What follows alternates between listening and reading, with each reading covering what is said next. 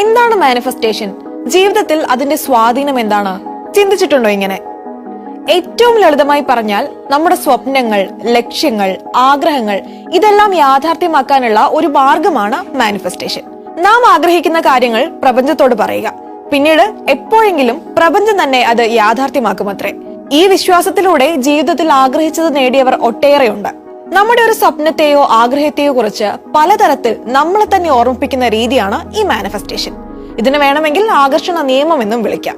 ഓരോ കാര്യങ്ങൾ മാനിഫെസ്റ്റ് ചെയ്യുമ്പോഴും അത് അവരെ സ്വന്തം സ്വപ്നങ്ങളുമായും ലക്ഷ്യങ്ങളുമായും കൂടുതൽ അടുപ്പിക്കുന്നുണ്ട്.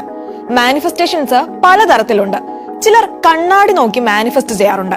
കണ്ണാടിയിൽ സ്വന്തം കണ്ണുകളിലേക്ക് നോക്കി സംസാരിക്കുമ്പോൾ അത് നേരിട്ട് നമ്മുടെ ഉപബോധ മനസ്സിലേക്ക് എത്തും അത്രേ. പലരും കണ്ണാടിക്ക് മുന്നിലിരുന്ന് കണ്ണുകൾ നോക്കി ശാന്തമായി ആത്മവിശ്വാസത്തോടെ ഉള്ളിൽ തട്ടി തങ്ങൾക്ക് വേണ്ട കാര്യങ്ങൾ ദിവസവും ഇത്തരത്തിൽ മാനിഫെസ്റ്റ് ചെയ്യും. ജീവിതത്തിൽ ഇത് പോസിറ്റീവായ മാറ്റങ്ങൾ ഉണ്ടാക്കുമെന്നാണ് ഭൂരിപക്ഷത്തിന്റെ അഭിപ്രായം. ഞാൻ എന്നെ പൂർണ്ണമായും സ്നേഹിക്കുന്നു, ഞാൻ എല്ലാ കാര്യങ്ങൾക്കും പ്രാപ്തനാണ് അല്ലെങ്കിൽ പ്രാപ്തിയാണ്. ഇങ്ങനെ ദിവസവും നമ്മൾ നമ്മളോട് തന്നെ പറഞ്ഞാൽ തന്നെ ആഗ്രഹിക്കുന്ന കാര്യങ്ങളെല്ലാം നിറവേറ്റാനുള്ള പ്രാപ്തി നമുക്കുണ്ടെന്ന ബോധം സ്വയം ഉണ്ടാകും. ഇതാണ് അഫർമേഷൻ. ഇത്തരത്തിൽ പോസിറ്റീവായ കാര്യങ്ങൾ നമ്മൾ എപ്പോഴും ഉച്ചരിച്ചുകൊണ്ടിരുന്നാൽ തന്നെ നമ്മുടെ മനസ്സും എപ്പോഴും പോസിറ്റീവായിരിക്കും. മറ്റൊന്ന് വിഷ്വലൈസേഷൻ ആണ്. നമ്മുടെ സ്വപ്നങ്ങൾ ഇതിനോടകം നടന്നു കഴിഞ്ഞു എന്ന് മനസ്സിൽ വിചാരിക്കുക. മാത്രമല്ല ആ ആഗ്രഹ സഫലീകരണത്തിന് ശേഷമുള്ള ആഘോഷങ്ങളും സന്തോഷങ്ങളും എല്ലാം ഇത്തരത്തിൽ വിഷ്വലൈസ് ചെയ്യുക. മറ്റു ചിലർ മാനിഫെസ്റ്റേഷൻസ് എഴുതി വെക്കാറുണ്ട്. ഭാവിയിൽ എന്തൊക്കെ നടക്കണം അല്ലെങ്കിൽ എന്തൊക്കെ നേടിയെടുക്കണം എന്നെല്ലാം ഒരു പുസ്തകത്തിൽ എഴുതി വെക്കും. ചിലർ ആഗ്രഹങ്ങളും സ്വപ്നങ്ങളും എല്ലാം നടന്നു കഴിഞ്ഞു എന്ന രീതിയിലും കുറിച്ചു വെക്കാറുണ്ട്.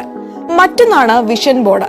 നമ്മുടെ ആഗ്രഹങ്ങളോ അല്ലെങ്കിൽ അതിനെ സൂചിപ്പിക്കുന്ന ചിത്രങ്ങളോ ഒരു വിഷൻ ബോർഡാക്കി ദിവസവും കാണാൻ കഴിയുന്ന സ്ഥലത്ത് വെക്കും. ഇപ്പോൾ ധാരാളം വിഷൻ ബോർഡുകൾ മൊബൈൽ ആപ്ലിക്കേഷനുകളായി തന്നെ ലഭ്യമാണ്. അടുത്തതാണ് 55x5 ടെക്നിക്. എന്താണോ നമ്മുടെ ആഗ്രഹം അത് ഒരു ചെറിയ പോയിന്റ് ആക്കി 5 ദിവസം 55 തവണ എഴുതുന്ന രീതിയാണിത്. നമ്മുടെ സ്വപ്നം ഏതാണോ അത് നമ്മെ ഓർമ്മിപ്പിക്കാനും അതിൽ ശ്രദ്ധ കേന്ദ്രീകരിക്കാനും ഇത് സഹായിക്കുന്നു. പോസിറ്റീവ് ചിന്താഗതിക്കായി പലരും ഗ്രാറ്റിറ്റ്യൂഡ് ജേർണലുകൾ എഴുതാറുണ്ട്.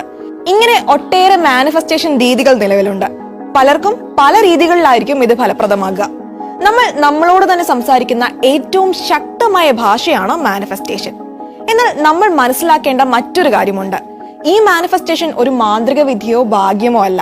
അതിന് വ്യക്തമായ ശാസ്ത്രീയ അടിത്തറയുണ്ട്. നാം ഒരു കാര്യം ആവർത്തിച്ച് ചിന്തിക്കുമ്പോൾ തലച്ചോറിൽ പുതിയ ന്യൂറോ പാത്തുകൾ രൂപപ്പെടുന്നുണ്ട്. മാത്രമല്ല നമ്മളുടെ തലച്ചോറിലെ ഒരു ഫിൽറ്ററാണ് RAS അല്ലെങ്കിൽ റെറ്റിക്കുലർ ആക്ടിവേറ്റിംഗ് സിസ്റ്റം.